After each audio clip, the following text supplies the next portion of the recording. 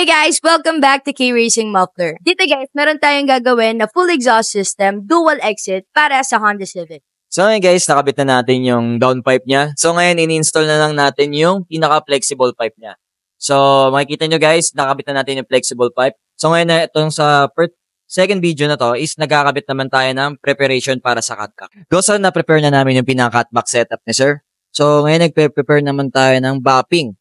Pinabapping namin dito kami sa K-Racing. Kailangan makintab yung mga pipings. So ayan, ini-install na namin yung pinaka-catback. Ayan, tinitig weld namin. Alignment, so ina-align namin para mas makita namin yung kung may tumatama. So ayan guys, kitang-kita na yun guys. Ayan na rin namin yung Y. So ngayon, full weld na lang ng Y ni sir. So take note guys, ang ginamit namin ditong pipings is 2.5 diameter. Tapos ang gamit namin na is 304. So ngayon guys, natapos na namin yung pinaka-alignment ng pinaka-cutback ni sir. So ngayon, pinupull weld na namin. Tapos ngayon naman guys, ayan, nakikita ninyo, ini-install na namin yung dalawang chambered muffler ni sir.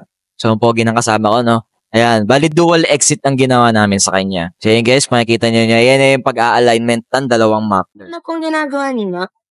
So ngayon, nag-ano na lang kami, nagsusukat na lang kami para sa pipings ng dalawang muffler ni sir. Nagawa niya yung isa, so isa na lang. Kaya pero anong ginagawa mo? So, hinawakan niya yung tubo ng pipings na set para makalay ng maayos. Ipakas kay Alvin. Tingin mo kaya Edward, ano yung magiging tunog niya?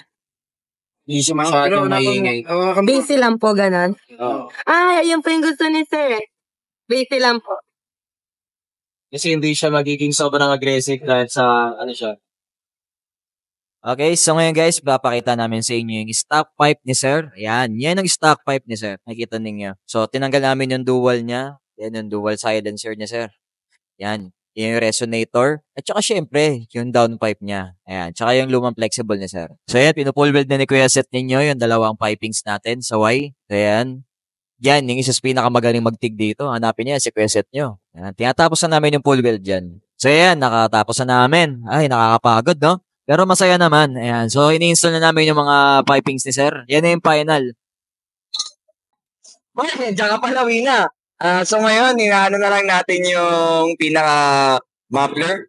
Pinipix na lang natin yung pinaka-pipings ni sir.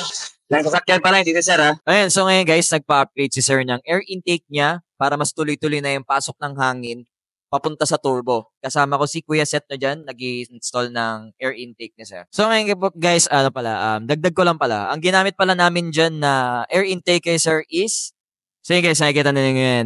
Nakabit na namin ni Kuya Seth yung air intake ni sir. Ganda, no? Okay guys, kinakabit na namin guys yung cover, pati rin na rin yung heat guard. Kasi syempre, importante yung heat guard guys. Kasi yun yung unang tinatamaan ng pipings, lalo na pag tumama yung exhaust pipe ninyo sa mga hams. Ano po yung bracket na ginagawa nila kaya Edward and kaya Ivy. Ayan, support po sa muffler and sa piping filter. So yun guys, nakabit na namin yung pinaka-muffler ni sir. Ayan, makikita naman ninyo. Bali, inaalay na lang namin dyan, tapos gagawa kami ng bracketing. Siyempre, may papakita rin kami sa inyo. Ayan, so ngayon guys, makikita ninyo guys, yung stock pipe at saka yung full exhaust na gawa namin mismo. Ayan. So, kino-compare namin dyan yung itsura para mas makita ninyo kung ano yung gawa ng K-Racing. And guys, makita nyo yung downpipe ni sir. Yan, so ngayon guys, ginagawa na namin yung bracketing ng muffler ni sir. So, importante yan para hindi siya malaglag. Mahirap kasi pag nalaglag sa iba eh. So, yung battery na lang guys para power sound check.